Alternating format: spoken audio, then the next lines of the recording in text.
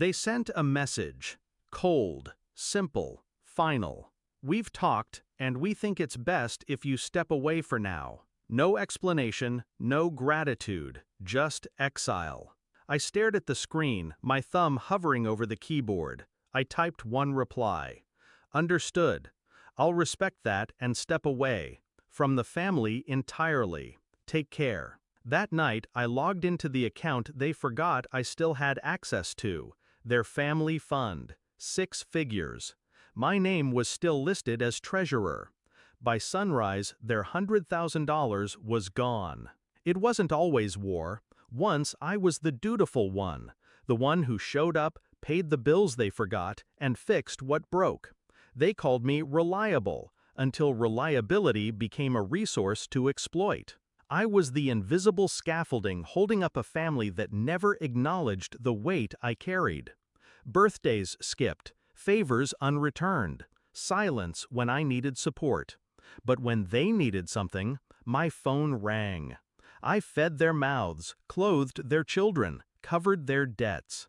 Not because I had to, because I believed loyalty meant something. Until loyalty answered answered with exile. Their betrayal wasn't loud, it was quiet, surgical. I noticed first when conversations shifted to whispers. Family dinners scheduled without me. My name missing from holiday plans.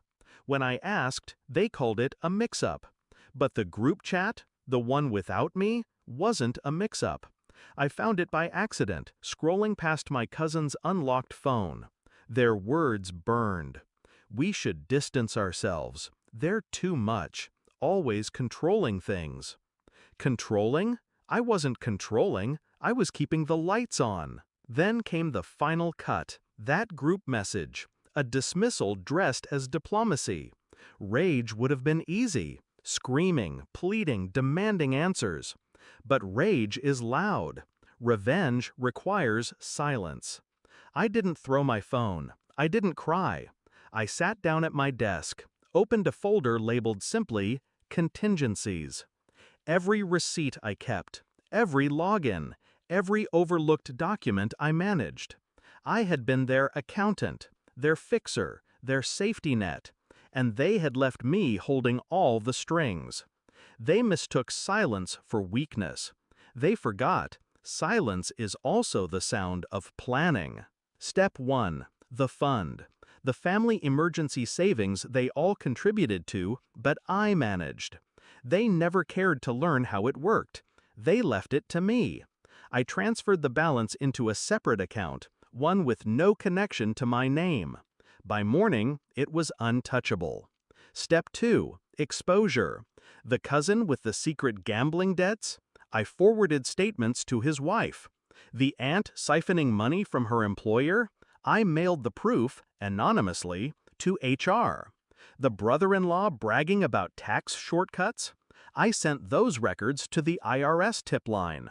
Step 3. Silence. I blocked them all.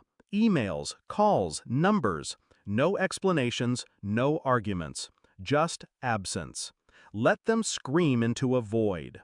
Weeks later, one broke through. My mother. She found me outside a cafe, desperation painted across her face. "Why would you do this?" she demanded.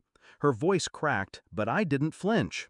I looked her in the eye, calm. "You asked me to step away. I respected that. Entirely." She blinked, realizing. The fund? The exposures? The chaos unraveling behind her? Piece by piece, the puzzle locked into place in her mind. "You destroyed this family," she whispered. "No," I corrected. "I just stopped holding it together." Their empire of secrets collapsed in weeks. The gambling cousin divorced. The aunt fired, reputation in ashes.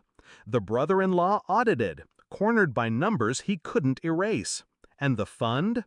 They whispered about it at gatherings I wasn't invited to. Who took it? Where did it go? They pointed fingers at each other, suspicion tearing them apart. Not once did they suspect the quiet one, the one they dismissed. I didn't celebrate. No champagne, no victory speech. Revenge isn't about noise. It's about correction, balance. When I walked away that night after the cafe, I felt lighter. Not happy. Happiness was never the goal, but free. For years, I begged for a seat at their table. Then they pushed me away. And I realized my greatest power wasn't being included. It was being excluded. Because the moment I stepped away, they crumbled. They taught me family was conditional. I taught them loss is permanent. And I never looked back.